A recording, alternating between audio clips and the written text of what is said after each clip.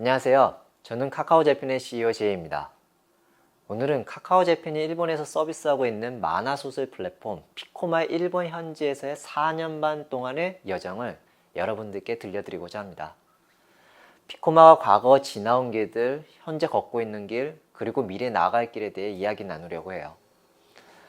먼저 피코마가 태어난 일본은 어떤 나라일까요? 만화 강국, 애니메이션 강국이라는 수식어가 떠오르는 나라죠. 도라에몽, 드래곤볼, 슬램덩크, 원피스, 진격의 거인 등 유명한 만화들이 떠오르는 나라이기도 합니다. 자, 그럼 오늘은 조금 비즈니스적인 부분을 짚어볼까요? 한국의 만화 시장 규모는 연간 1조 원이고요. 미국은 1조 5천억 원, 중국은 3조 원의 시장 규모라고 합니다. 그럼 일본의 만화 시장 규모는 얼마일까요? 그래프로 보시는 것처럼 한국 만화 시장 규모의 5.8배 이상인 5조 8천억 원 규모라고 합니다. 전 세계에서 가장 큰 시장 규모를 가지고 있는 나라가 바로 일본입니다. 전 세계에서 가장 큰 시장 규모를 가진 일본에서 피코마는 2016년 4월 20일 태어났습니다. 큰 시장 규모와 성숙한 시장 환경 속에서 첫 발을 내디딘 피코마. 과연 어땠을까요? 파란만장, 파란만장. 이 단어가 딱이네요. 서비스 스타트 초기 피코마의 하루 거래 금액은 아이폰에서 200엔, 안드로이드 폰에서 0엔.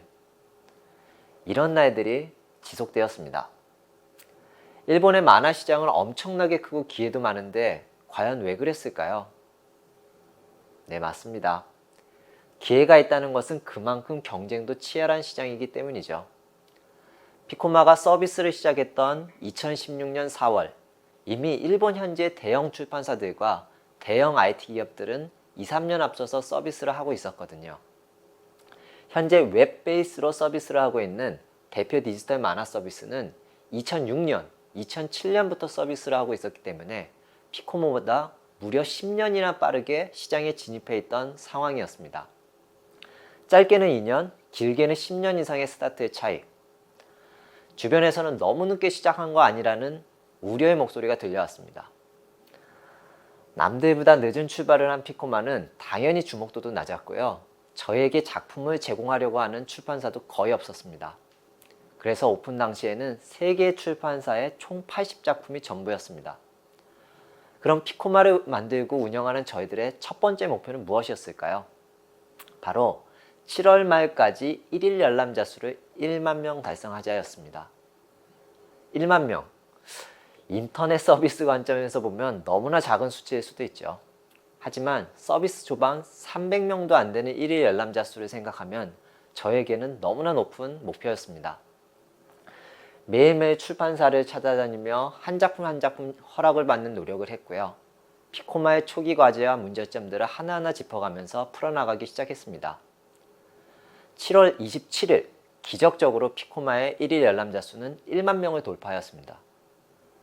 그리고 11일 만에 다시 2만 명을 돌파, 다시 9일이 지나서는 3만 명을 돌파, 그리고 2016년 연말에는 16만 명을 돌파하게 되었습니다. 하루 200엔이었던 거래 금액도 상승하기 시작하여 2017년 거래 금액이 전년 대비 15.3배, 2018년은 전년 대비 2.6배, 2019년은 전년 대비 2.1배의 지속적인 성장을 하게 됩니다. 시장에서 아무도 주목하지 않았던 후발주자 피코마의 만화 같은 성장 스토리에 최근에는 어떻게 그런 성장이 가능할 수 있었는지 질문을 많이 받곤 합니다. 피코마 성장의 원동력은 무엇이었을까요? 바로 작품입니다. 물론 피코마는 독자적인 비즈니스 모델, 데이터를 분석하여 활용하는 운영 방식, 강력한 마케팅 등 성장을 견인해온 여러가지 요인들이 있긴 합니다. 하지만 결국 컨텐츠 비즈니스의 주역이자 핵심, 어쩜 거의 전부일 수도 있는 것이 컨텐츠, 즉 작품입니다. 크리에이터의 피땀 어린 노력으로 탄생해 온 작품을 피코마는 독자들에게 누구보다도 열심히 전달하려는 노력을 해왔던 것 같습니다. 작품은 세상에 나온 순간부터 그 가치는 이미 잠재되어 있다고 생각합니다. 그런 작품을 읽는 사람, 즉 독자와 만났을 때 그 가치는 더욱더 빛을 발하기 시작하는 것이죠. 피코마는 수많은 작품과 수많은 독자를 이어주는 일을 하고 있습니다. 그것이 피코마의 존재 이유이자 피코마의 본질적인 가치라고 생각합니다. 2020년 피코마에는 지금까지 이상의 큰 변화가 일어나는 나날이 계속되고 있습니다. 최근에 2020년 8월에 피코마의 월간 거래 금액은 약 460억 원까지 성장하였습니다. 이 수치는 2019년 8월의 월간 거래 금액과 비교하면 약 3.8배 이상의 수치입니다. 피코마는 지금까지의 이상의 성장의 과속화와 시장의 변화의 소용돌이 속에 있다고 보여집니다. 그리고 올해 7월부터는 일본의 디지털 만화 앱들 중에서 매출 랭킹 1위를 달성하게 되었습니다. 서비스를 스타트한 지 4년 3개월 만인 7월에 매출 랭킹 넘버원 만화 앱으로 등극하며 계속해서 1위를 유지하고 있습니다. 또한 일본에서 매출 랭킹 넘버원 뿐만이 아니라 전 세계 앱들과의 랭킹에서도 게임을 제외해서 보면 앱 매출 랭킹에서 전체 6위에 올라서게 되었습니다. 이제 피코마는 대성공의 피니시 라인에 돌파한 것일까요? 전혀 아닙니다. 이제야 피코마는 진정한 스타트 라인에 서게 된 것이라고 생각합니다. 지금부터 그 이유와 의미를 설명드릴게요. 자, 옆에 하나의 작은 원이 보이실 거예요. 이 원이 피코마의 2016년 연간 판매 총액의 크기를 표시한 것입니다. 자, 이것이 2017년은 15.3배 성장, 2018년에는 2.6배 성장, 2019년에는 다시 2.1배 성장을 하게 됩니다. 그리고 올해인 2020년에는 3배 이상의 성장을 예상하고 있습니다. 와, 정말 피코마가 서비스 스타트한 2016년에 비교하면 정말 큰 성장을 하고 있는 것으로 보여집니다. 그럼 이제 일본의 만화 콘텐츠 생태계의 규모의 세계로 여러분을 안내하려고 합니다. 그럼 앞에서 보여드렸던 피코마의 원을 디지털 만화 앱 시장 안에서 다시 표시해 볼게요. 이런 모습이 됩니다. 일본의 디지털 만화 앱 전체 시장 규모는 약 7,900억 원입니다. 일본은 디지털 만화 서비스를 앱으로만 하는 것이 아니라 웹 서비스도 있습니다. 바로 이 시장 규모가 앱보다 2.8배나 더 큰 약 2조 2천억 원 규모입니다. 즉, 앱과 웹 시장 규모를 합치면 일본의 전체 디지털 만화 시장 규모가 나오겠죠? 약 3조 원. 이것이 바로 일본의 디지털 만화 시장의 전체 규모입니다. 일본의 만화 시장 전체일까요, 이것이? 아직 아닙니다. 일본에는 아직 종이 출판 만화 시장도 2조 8천억 원이나 존재하고 있기 때문입니다. 2019년에 처음으로 디지털 만화 시장이 종이 출판 만화 시장을 처음으로 역전하긴 하였지만 아직도 이렇게 큰 종이 출판 만화 시장이 존재합니다. 디지털 만화 시장과 종이 출판 만화 시장을 합계한 5조 8천억 원이 비로소 일본의 전체 만화 시장의 규모가 되는 거죠. 즉, 엄청난 성장을 하고 있는 피코마도 일본 전체의 만화 시장에 비교하면 아직 작은 존재라고 생각합니다. 하지만 이것을 거꾸로 이야기하면 매년 2배에서 3배의 성장을 지속하고 있는 피코마는 지금부터의 성장이 무궁무진하다는 것을 말해주기도 합니다. 만화 같은 성장 스토리 피코마, 이런 폭풍 같은 성장 스토리를 가지고 있는 피코마는 어떤 미래를 꿈꾸고 있을까요?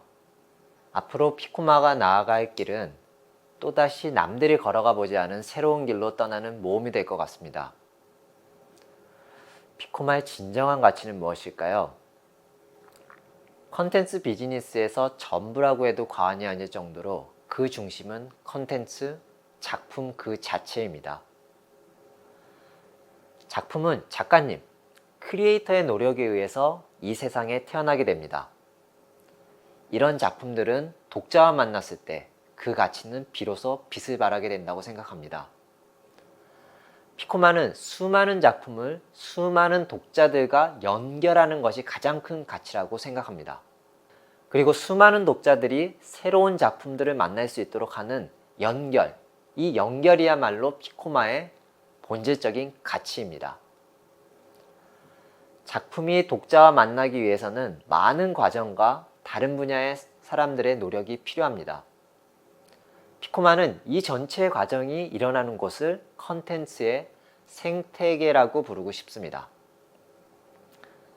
생태계란 무엇일까요? 생태계는 강한 자가 혼자서 살아가는 곳이 아닙니다. 협력과 경쟁을 하며 함께 살아가는 곳이 생태계입니다.